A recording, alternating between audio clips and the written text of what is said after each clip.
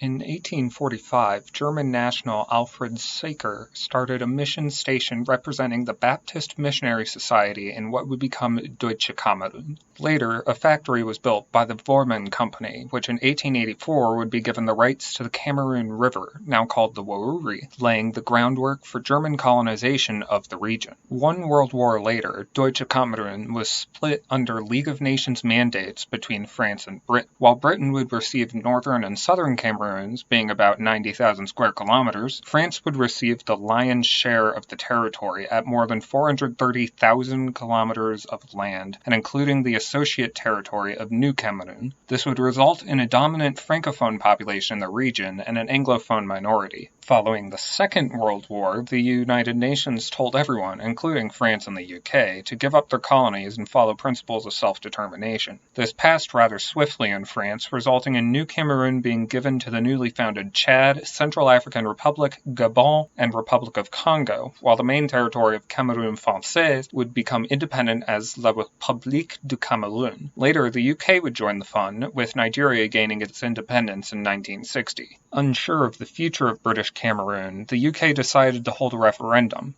Northern Cameroons, with its Muslim majority, decided to join Nigeria. Southern Cameroons, despite desiring an independence option, was shot down by the UN due to British claims that independence was not economically viable. In the end, Southern Cameroons voted to join French Cameroon. This was no easy process, however, and in 1961 the Foumban Conference was held to decide the specifics of the new state's constitution in compliance with UN regulations. Southern Cameroon representatives came with the results of the Bamenda Conference, where native leaders and every political party in the nation came together to decide what they wanted in the new state, while Cameroon President Amadou Ahidjo came with a draft constitution for a federal republic. Most of the suggestions of the Southern Cameroon delegates were largely ignored, being incorporated as suggestions in the already prepared document brought by Ahidjo. The new constitution was meant to be ratified by both states' houses of assembly, but despite the Southern Cameroon House never doing so, the Federal Republic of Cameroon was declared in October of that year. Things went on for a few years with some violence until 1972, when Ahidjo made the decision to transform the country into a unitary state. He defended his decision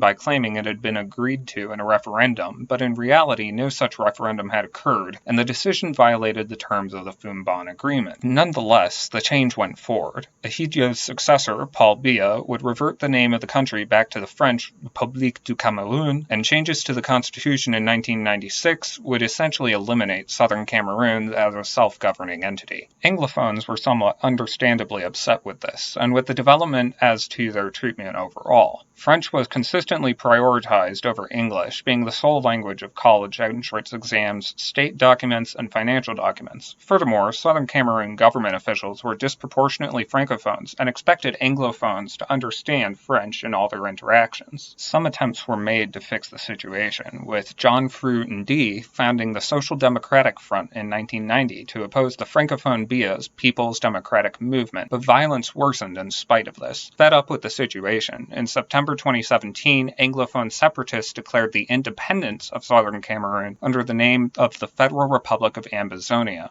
The resulting war has killed more than 3,000 people and caused over 500,000 to flee their homes, often taking refuge in nearby Nigeria. Many people have gone without basic needs, and the reaction of the Cameroon government has composed of such human rights violations as torture, the raiding of various small towns and villages, and the arrest of journalists.